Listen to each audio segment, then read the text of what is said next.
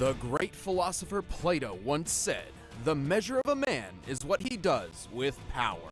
But to these guys, power is the measure of a man. Sephiroth, the fearsome one-winged angel of Final Fantasy. And Vergil, the half-demon son of Sparta from Devil May Cry. He's Wiz and I'm Boomstick. And it's our job to analyze their weapons, armor, and skills to find out who would win a death battle. Through the millennia, legends were passed of a source of unlimited energy, the Promised Land. Unfortunately, all hope of finding this sacred ground had been lost, until the Shinra Electric Power Company excavated the remains of a being believed to hail from the very land they sought. They called this weird naked purple lady Jenova and thought that if they could bring her back to life, she could help them find the Promised Land. But apparently, they just didn't have any Phoenix Downs. If they couldn't resurrect a being who could lead them to the Promised Land, Shinra decided they would simply create their own. After many experiments infusing Jenova's cells with those of a human's, they finally found their savior. His name was Sephiroth. With hair like that, it's no wonder he was created in a lab. Look at how majestic that mane is. According to Final Fantasy lore, Sephiroth has to use an entire bottle of shampoo and conditioner every single time he bathes. Why do you know that? Did you join his fan club or something? For research. But Shinra wasn't interested in Sephiroth for his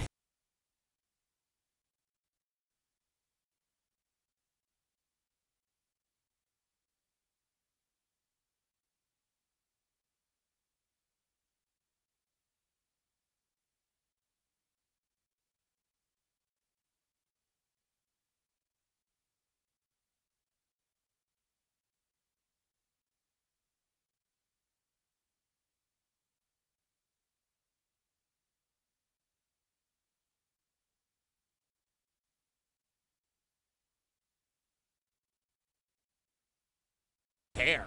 Instead, he was an essential part of their soldier program. Wait, this electric company has their own private military? I'd hate to miss a payment with those guys, especially if they sent Seph after me. I mean, look at the ridiculously long sword he keeps with him. That's his Masamune. This 7'2" behemoth of a blade is a lot like the Nodachi swords they used back in feudal Japan. But instead of wielding something long with two hands like those, Sephiroth only needs one. Even that speaks nothing of his effectiveness as a warrior. Yeah, you know when people spread legends of someone, they usually make him out to be even better than he really is? It's the total opposite with Sephiroth. With his superhuman speed, strength, and durability, Sephiroth was instrumental in ensuring Shinra's victory in the Wutai War, conquering the last free nation on the planet. He returned home a legend. But all those warm, fuzzy feelings of victory didn't last long. While on a mission to the town of Nibelheim, Sephiroth found a bunch of books on the Jenova project. That's when he discovered he was a secret science project the whole time. The truth crushed Sephiroth and drove him mad. In a rage, he annihilated Nibelheim, but was stopped by a mercenary named Cloud Strife. Sephiroth was impaled by the Buster Sword and fell to his death. Oh, well, that's disappointing. Which is what I would have said if Sephiroth hadn't dropped into a hole in the ground that led him to the giant Windows screensaver called the Lifestream. The Lifestream is a buried river of energy which basically maintains life across the planet. Normally, merging with the Lifestream is the equivalent of entering the afterlife, but not for Sephiroth.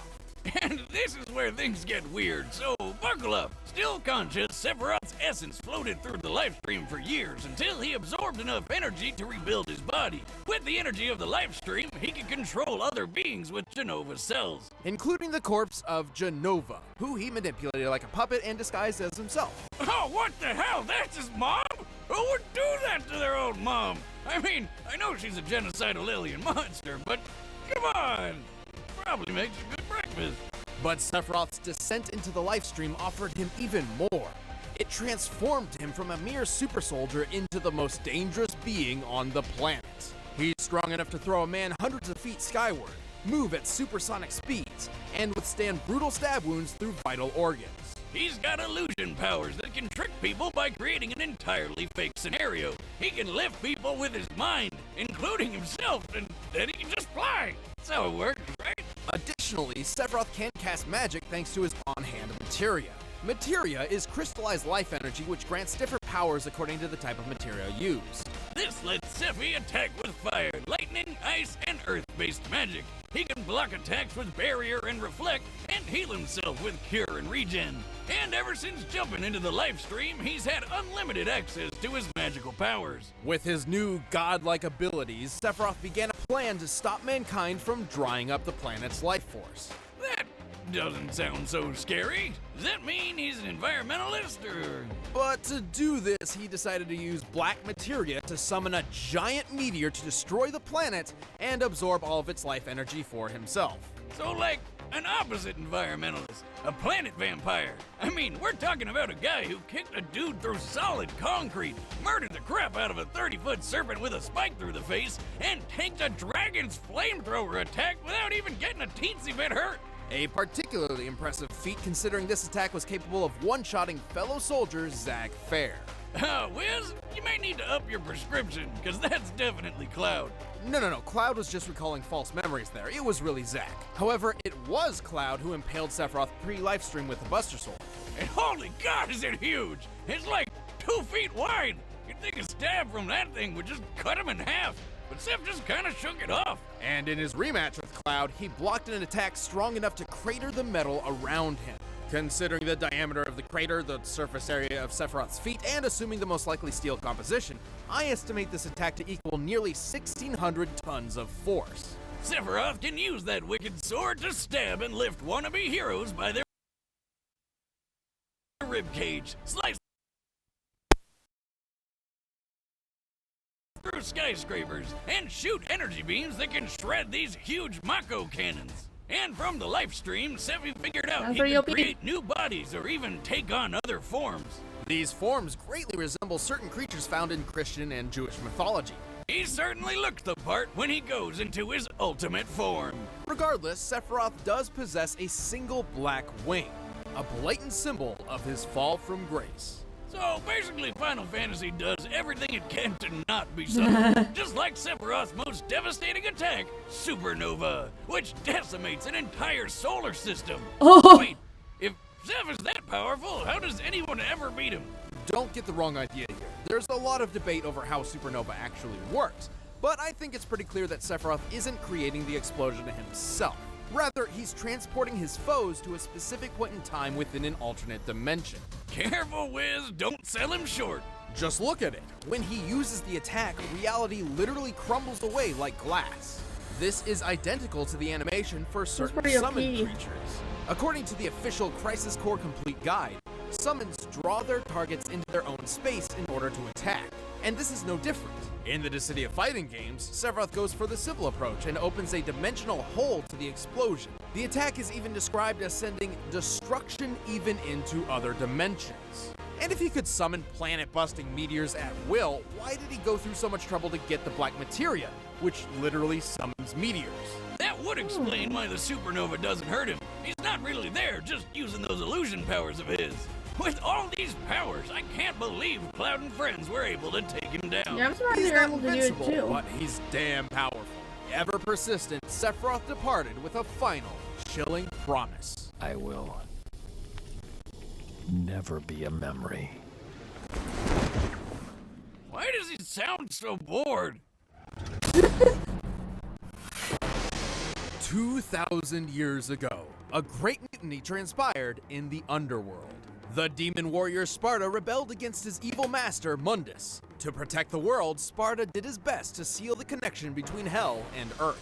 But then Sparta got lonely. Or maybe it was just a sausage fest in there. Either way, he snuck out of hell long enough to knock up this chick named Eva. And she popped out a couple of awesome demon slayers. Nice choice.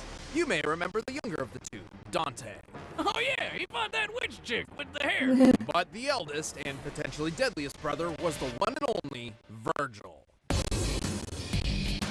Vergil and Dante were rivals from birth. Dante was a goofball. Vergil was serious. Dante hated his being a demon, and Vergil loved it.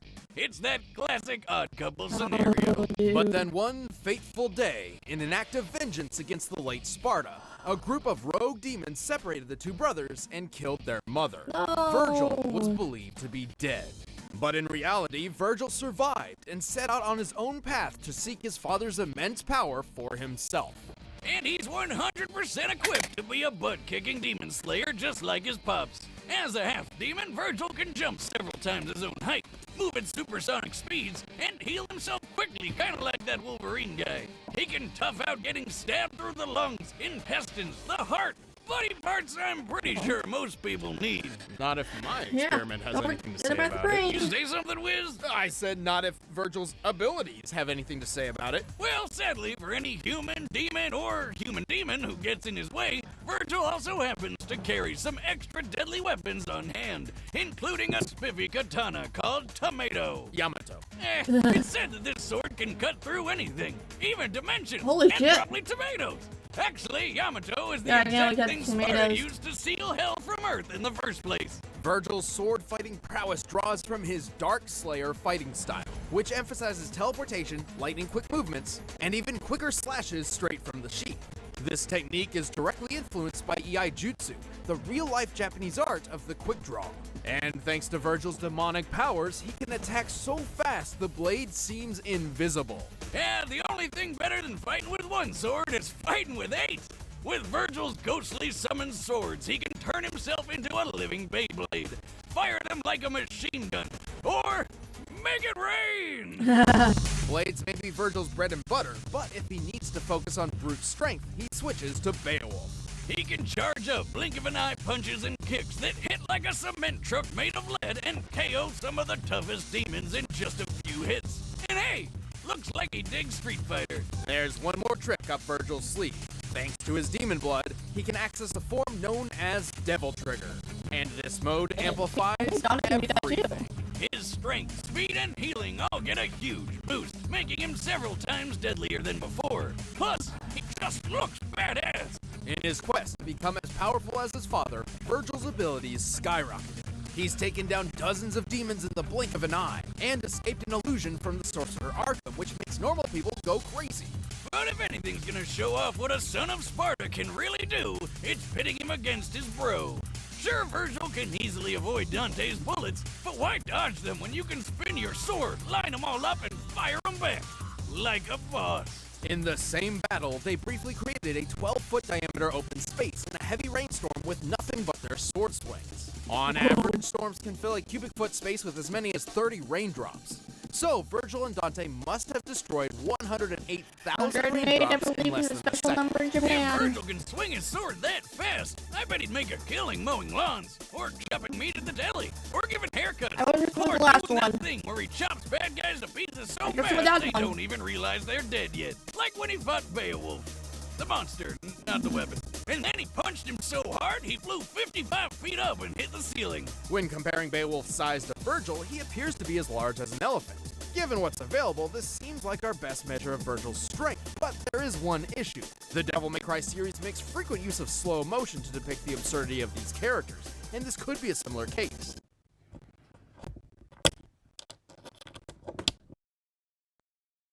So let's look at another slow-mo feat, the rainstorm fight. At one point, the rain freezes in place for about 2.5 seconds, as Vergil and Dante keep moving, indicating a 14,500% speed increase in real time.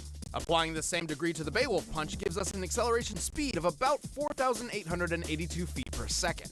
With that in mind, we can apply our previous data to deduce the maximum height sand ceiling, and determine Vergil's striking strength to be nearly 720 million newtons of force.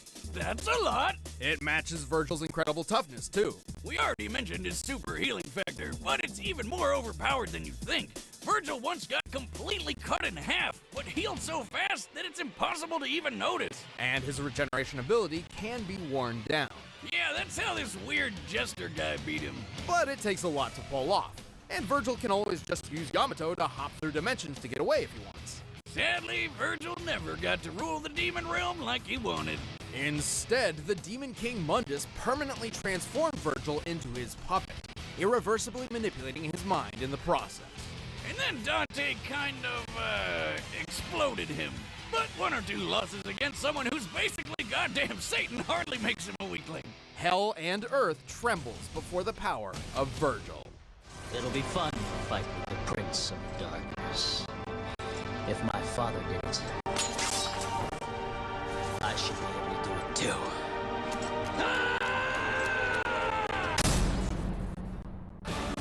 All right, the combatants are set. Let's end this debate once and for all.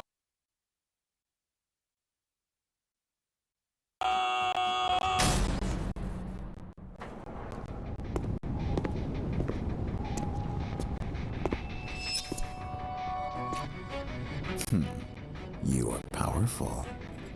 I can see it. Who are you? Your despair.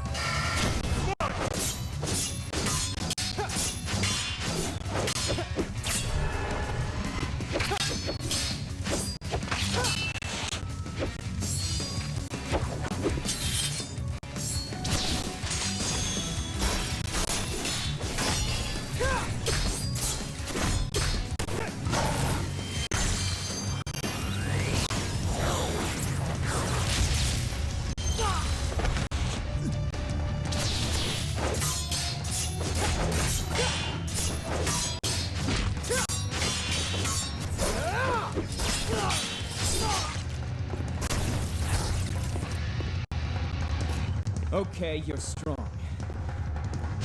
But are you fast enough? Don't move.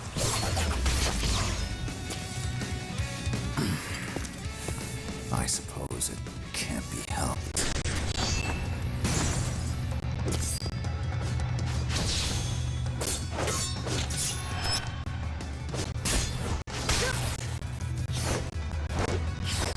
They're fake. Stop wasting my time.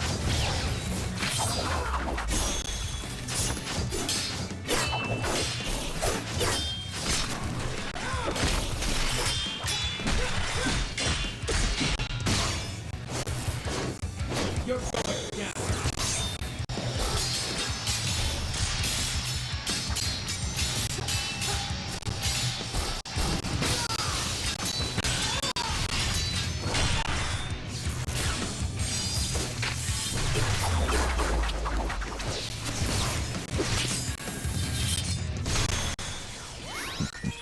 Behold the truth. What is that? Supernova. I saw you could pierce the fabric of our dimension, so I cast an illusion to disguise this. Witness oblivion.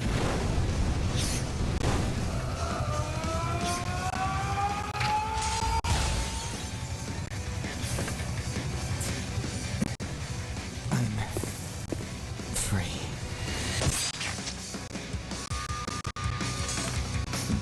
So you are.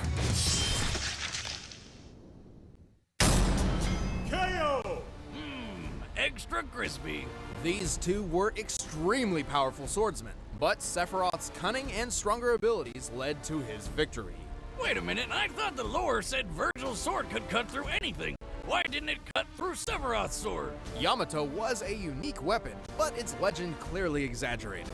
On multiple occasions, it's clashed with Dante's blade and even a common rocket launcher without cutting through either, and sometimes requires an exuberant amount of force to cut through tougher material. But let's discuss the real facts. Like strength. So Vergil with Beowulf could do 720 million newtons, right? But there aren't a lot of good Sephi strength feats to compare. First, let's compare Sephiroth to a fellow first-class member of the soldier fighting force, who had also been experimented on with Genova cells, Zack Fair. Remember him? He's the Knot Cloud guy who fought that dragon. At his peak, Zack could cut through a large metal door with one swing, seemingly with most of his strength. Given the size and width of the door, this feat's sheer strength comes out to 980 million newtons. And Seph was way stronger than Zack. In fact, if we look at their strength stats when they fought that dragon, Sephiroth was 3.5 times stronger than Zack. Putting Sephiroth's strength output at over 3 billion newtons. That's almost as much force as 30 Hiroshima bombs. Strength isn't everything, though. Vergil was technically faster than Sephi, but Sephiroth has handled people of similar speeds before. Plus, Sephiroth could survive plenty of hits because his healing power is broken. The capabilities of Vergil's healing factor was nearly unprecedented, but it had its limits. In contrast, Sephiroth's healing abilities were only limited by his pool of magic, which was unlimited. Well, he also had to take some time to cast each healing spell, but that's why he distracted Vergil with his illusions. We know Vergil was susceptible to illusionary and mental attacks, as it's happened to him multiple times and even led to his in-canon demise. And Sephiroth's illusions could hide his ultimate technique. Yeah, Vergil's healing was pretty awesome, but it was never gonna hold up under an exploding sun to the face. Vergil put up a good fight, but he couldn't match Sephiroth's superior strength, magic, and techniques. Looks like this devil's cried for the last time. The winner is Sephiroth.